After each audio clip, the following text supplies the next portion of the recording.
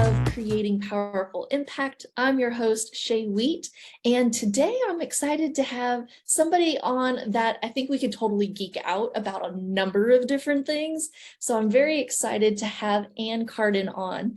One of the reasons also is because this woman has got some years of business and marketing and sales experience under her belt, over 41 years to be exact, and 30 some odd years of just being an entrepreneur. Now, with all of this expertise, y'all, she's built 7 successful businesses and sold 5.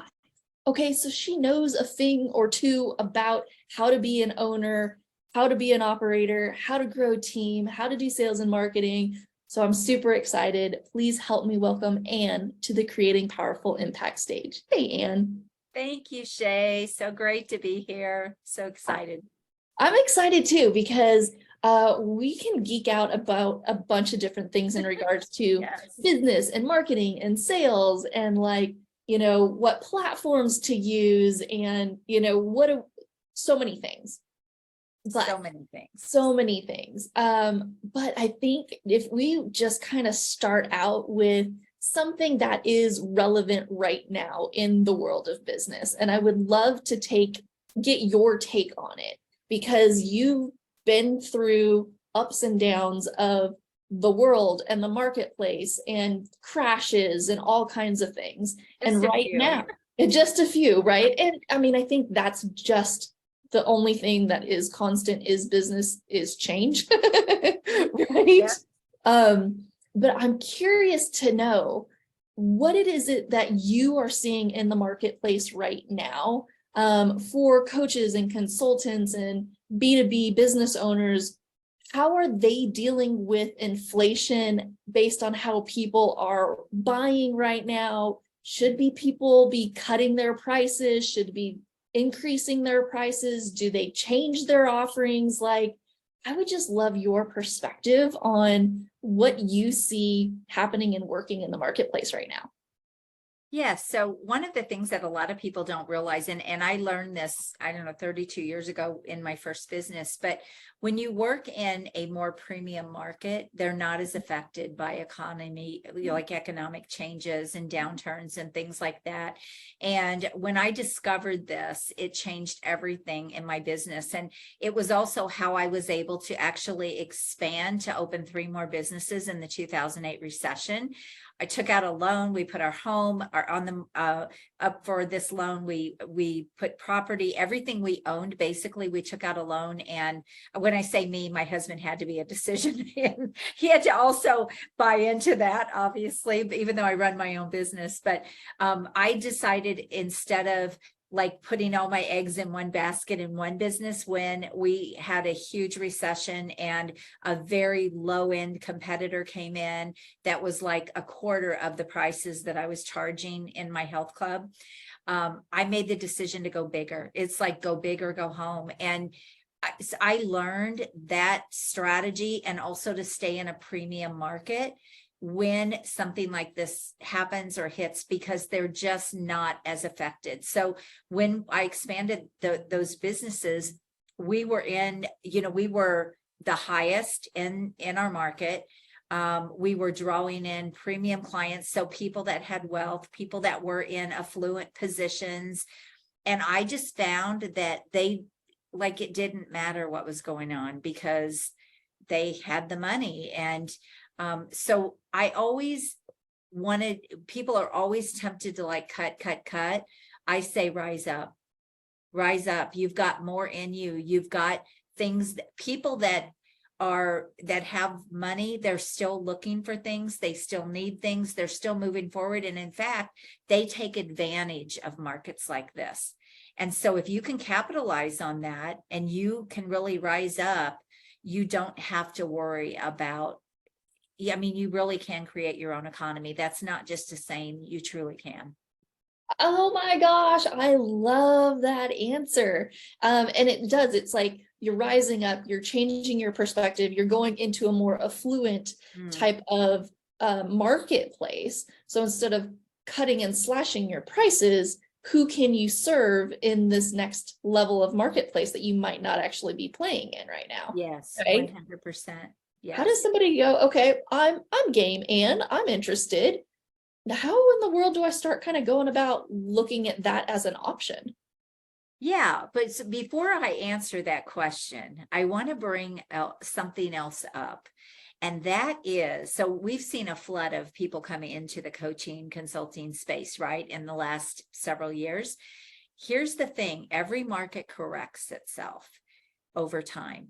And so when there becomes a real saturation in a market, when when there's an economic change, it starts filtering out, which is a great thing for true experts. It's a great thing for people who truly are exceptional at what they do, because they will rise to the top. So the cream rises to the top. People that aren't completely invested in what they're doing in their business, in serving other people, they will go away. They won't make it. They won't survive. It's kind of just the feaster, what's the word? I don't want to say feast or famine. That's not the right word, but the survival of the fittest. That's what I was trying to think of. So that's the first thing. But how do you move into a bigger market? First of all, if you have been around for any length of time, you've got great results. You have done some great things. Most people are not leveraging that in the way that they can. They have maybe fallen into a lot of the low value traps that are out there in the coaching and consulting space on how to package, market, and sell their services. And they're missing all this bigger opportunity. So the first thing is really start thinking about, how can I solve bigger problems for a better market? So where is the money? Like, where's the market with the money? And that might be in the same market, and it might be you have to shift markets or industries. So you have to take a look at, is the market that I'm in, is there opportunity in that market? And is it a big enough opportunity? There might be a few people, right? We don't want the needle in the haystack. We want, is there a lot of opportunity here, or do I need to completely shift? So a good example of this is when we had the pandemic. I think about a marketing company that I was very, very, I knew the guy really well, and we had partnered on some things, and he was specifically targeting dentists. Well, that didn't work in the pandemic, right? They couldn't practice. They couldn't show up. Yeah, they couldn't go in. So he had no choice but to shift industries and to shift markets. So that's a good example of what I'm talking about. There are always thriving markets in any economy. Find them. Who are the people that people will still, they will still invest? Like in the pandemic, plumbers never went away, right? They were still doing their thing because people had to have plumbing. They had to have, if their plumbing broke, they had to have someone. So there are recession-proof kind of industries and businesses. And so look for, and even markets. So look for those. So do you need to shift markets, or can you just rise up with the market that you're in and go after a higher level client? So that's the first thing to look at. The second thing is, okay, what are the gaps and problems that they have now? Because it might be completely different from what it was when the economy was good. So now they have this whole different set of problems. A good example of this is in the pandemic, nobody could do live stuff, right? You do events. That was not something they could do. So they had to shift into virtual. So if you could capitalize on that, you were bulletproof. I mean, basically. So this is what you have to look at. You have to look at, where is the opportunity? When I saw in the 2008 recession, when I saw all those businesses shutting down around me, I'm like, this is the opportunity. The market isn't saturated, but I also had to go into a better market when I made that decision. So it's looking for those gaps. That's the first thing. And then what do you have? And how can you position yourself and package your services so that you can pull those people right into you? Yeah, brilliant. Absolutely love it. So, okay, we've looked at the market. We now go, okay, this is where I want to go. This is the direction I want to head. Do you happen to have like a favorite social media platform that you use, or how are you starting to connect with that audience? So I hesitate to say I do have a favorite. LinkedIn is my favorite. But it's because I help people get really high-end premium clients. And so LinkedIn, I know you, Shay, that's where we connected. You're on LinkedIn. Yeah. 43% of the world's millionaires are on LinkedIn. That's a big one. 63% of, CEO decision makers are on LinkedIn. I think it's like 95% of Fortune 500 companies. So if you start looking at where those people are, and even LinkedIn, I think the average income is over $100,000 a year. So even employees that work for companies that are in high level positions and in making good money, even like if you look at the tech space, even in tech, they're making a couple $100,000 a year. So thinking about those types of places, LinkedIn is one of my favorite because hands down, you can find the best clients there. But how do you go about like leveraging it? Yeah, there's lots of ways. I mean, here's the thing.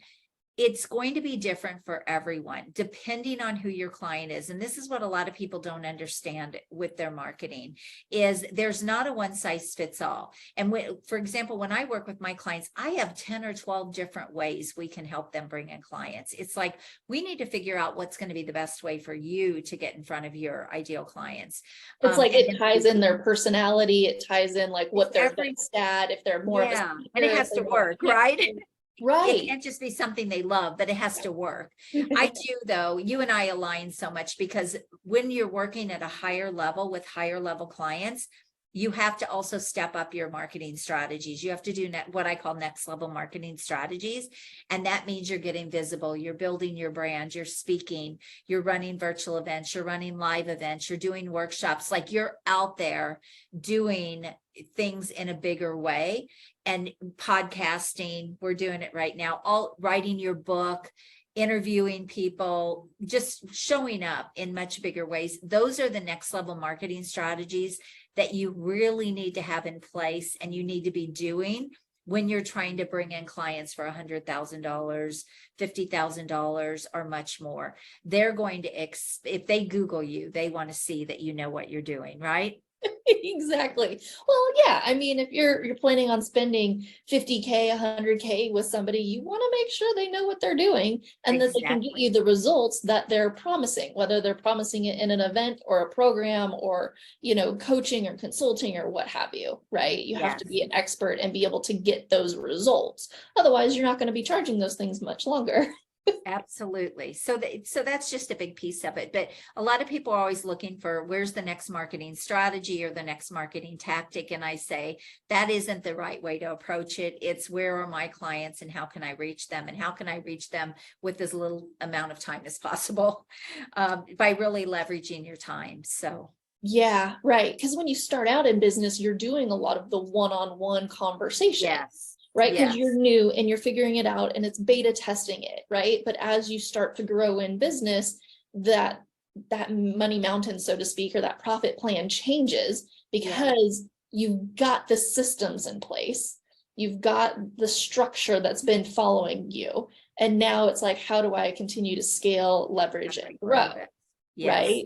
So I'm curious for those that are going, okay, I'm looking to simplify my sales. Everybody wants to get there quicker and faster and turn, a prospect into a client.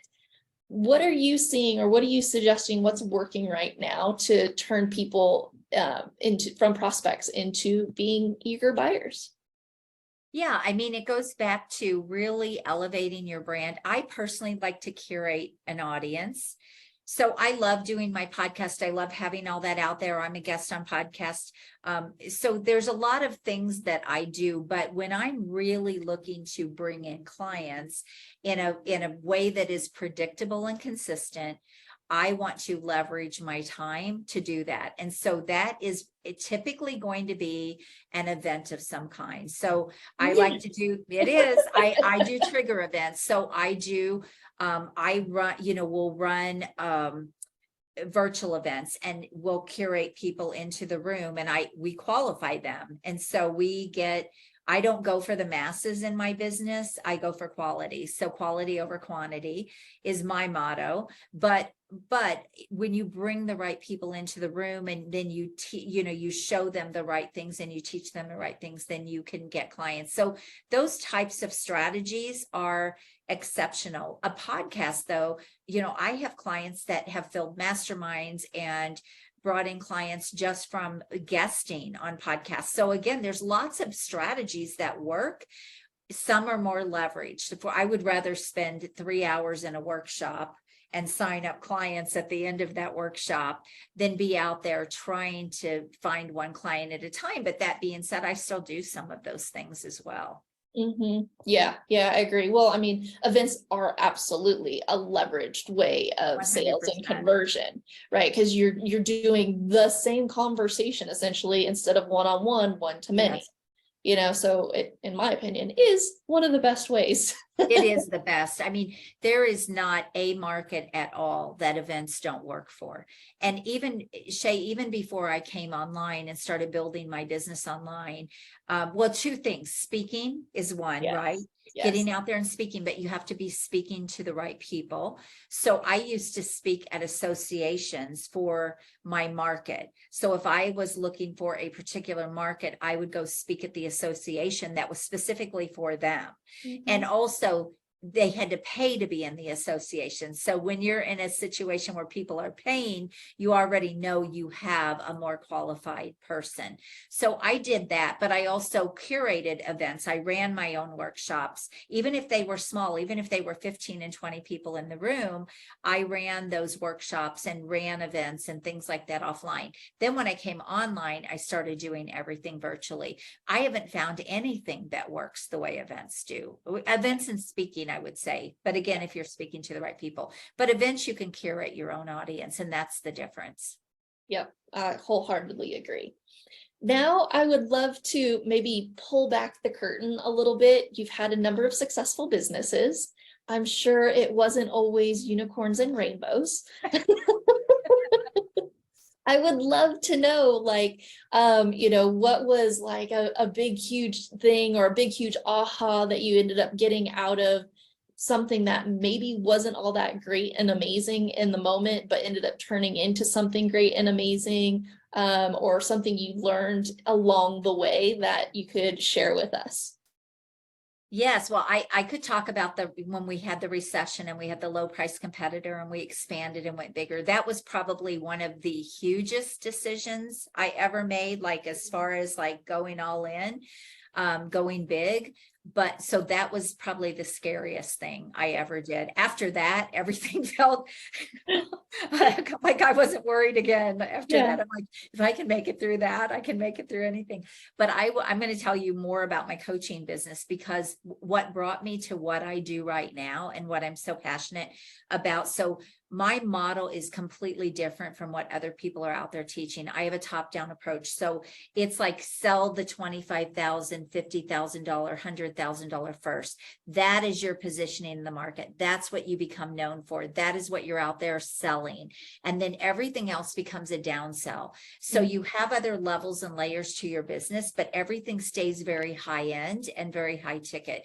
That's a very different model from what other people teach in this industry. But I had to go through a lot of stuff to get to that place, because I made all the mistakes buying into the little short programs. Shay, I've invested hundreds of thousands of dollars in this industry to learn what I've learned and figure out there's a better way. And so I'm super passionate about it, because it's not that I don't believe in a lot of the strategies that are taught. I think they're great scale strategies. They're not good business building strategies to get to a certain level. And so people go down that path. Like when I first started, I brought in low value clients. I wasn't getting paid a lot. They were exhausting to work with. I was drained. And more than anything, I was completely unfulfilled, because I knew I could do so much more with them. But hey, I was taught to create a 60-day program. And so those people would come in, they would get results, and then I would watch them go off to the next coach after the 60 days, and they would undo everything that we had just done. Or I would see them 5 months later and they weren't even doing anything that we had done. I mean, I just see that over and over again, like people chasing the next thing. I call it piecemealing your business together. So with all of that, I made a stand. In fact, I talk about this because I worked with a coach. I said, I am not fulfilled. I want to stay with people. I want to help them build that $500,000 to $1 million business. I don't want to just help them make an income. I don't want to just help them make $100,000. I want to help them make hundreds of thousands of dollars, change their life, have a bigger impact. And that was truly where my heart was. And I had a coach say, you'll never get any coach to pay you for a year. You'll never get coaches to invest in anything beyond a few months, maybe 6 months if you're lucky. Those were her words. And this was a coach I paid money to. Yes. Wow. And it was because she wasn't doing it. She hadn't been exposed. But the interesting thing is I was coaching small business owners at the time before I ever started working with coaches and consultants. And I was working with them for sometimes years, 18 months, 12 months. Those were the packages I was signing them up for. I didn't sign anybody up for a 60 or, well, I did at the very beginning when I didn't know any better, but then I was, it was like, no, if you want help building your business and growing your business, it takes time. It takes time. We're not, it's, I can, like I used to do cash flow turnarounds with small businesses, and I would get businesses that were bleeding money. Like, they would be losing tens of thousands of dollars a month. And I would go in, I'd say, I can turn this around in 30 days, but it's a Band-Aid. We've got to fix the stuff that caused this. So like, I know the levers to pull to like get you in a better place, but we've got to fix the problems that caused this to begin with. And that is going to take time. Yeah. And so it's very much the same way. Like, I think we've conditioned coaches and consultants to like think about things short term. And that is such a frustrating thing for me. And it was a frustrating thing, but I finally just took a stand. Now I do have some short programs for the right people, but it's a front end offer to my back end program. Yeah. So it's a quick win with the intention that we're going to go all in. Right. And so I'm selective about the clients that I work with. And when I made that shift, everything changed in my business. And I felt super fulfilled as a coach. It's like, yes, now I get to actually work with them and help them. And because it does just take time. There's nothing that's fast, and you can make money fast. I can make somebody money, in 30 days. But it's not going to take them to sustainability. It's not going to change their life. It's not all the things that I really care about. Yeah, I agree with you. It takes time. When we're producing a 3-day event for somebody, it's like we alone on my team put in like 100 some odd hours, right? And so that's just for a 3-day event, but we're already planning 3 months at least ahead of time. Right. And then it's like, how is the business plan fit in? This event fit into the business plan as a whole, and it's like, you're not just doing it to do it and be like, okay, I did one, it's like, no, it's a part of the entire plan, and that takes time. Right. Well, I blame Facebook and Instagram. Yeah.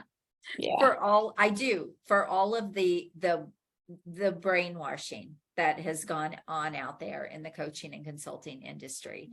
I got shut down on Facebook right before the pandemic. I was making a lot of money on Facebook. I was closing a lot of clients, and it wasn't the only place I was making money. It wasn't the only thing I was doing, but I got shut down. And so I really fear for these businesses that are building their whole business on a platform. I just think it's so risky, so risky. I just had actually one of my assistants sent me a message 2 days ago and said, Ann, somebody's just copied your Facebook page, my banner, my picture, my bio. And then guess what? It was trading.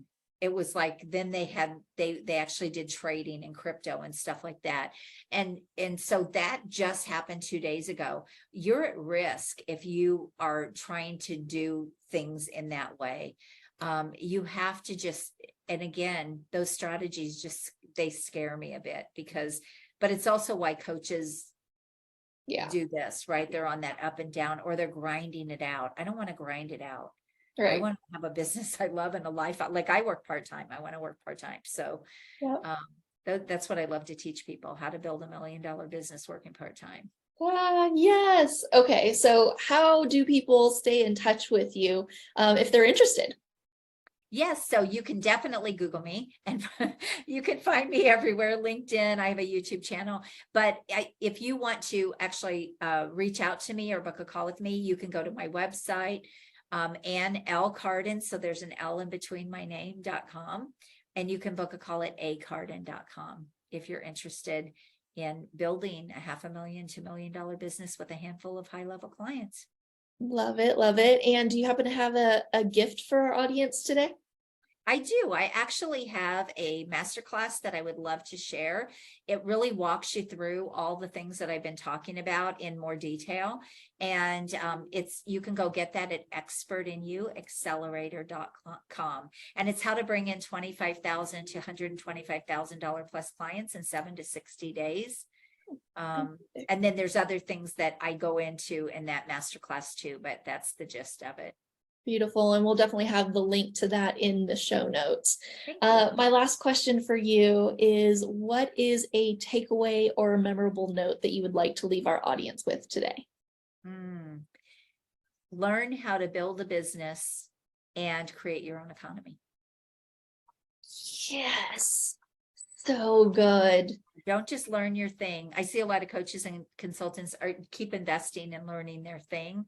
They don't learn how to build a business. They just keep trying to fix themselves or learn it, get another certification or whatever. And that doesn't create your own economy. You need to learn business, marketing, sales, the things that are really gonna, like, I don't ever worry because I know how to go do things and make money. And that's where you should want to be. Yeah, beautiful. Well, Ann, thank you so much for being with us today. Super excited. And everybody here joining us as well on another episode of Creating Powerful Impact. I'm excited for you to take all the lessons that Ann gave you here, all the resources, check them out, start implementing them so that you can create even more impact in your world. So until next time, have an amazing rest of your day and we'll see you soon. Take care, everyone. Thank you so much for listening to the Creating Powerful Impact podcast. If you are a successful coach, speaker, author, or thought leader who would like to be on this program, simply visit creatingpowerfulimpact.com/guest. If you are someone who got something out of this interview, would you please do me a favor and share this episode on social media? Just do a quick screenshot with your phone and text it to a friend or post it on your socials. Also, if you know somebody that would be a great guest, tag them on social media to let them know about the show and include the hashtag Creating Powerful Impact. I love seeing all of your posts and great guest selections. We are regularly putting out new episodes and content. To make sure you don't miss any episodes, go ahead and subscribe. Your thumbs up, ratings, and reviews go a long way to help promote the show, and they really mean a lot to me and my team. Want to know more about us? Head on over to our website, graceandeaseproductions.com, or follow me on LinkedIn, Facebook, or Instagram. Just look for Grace and Ease Productions on your favorite platform. Thanks for listening. We'll see you next time.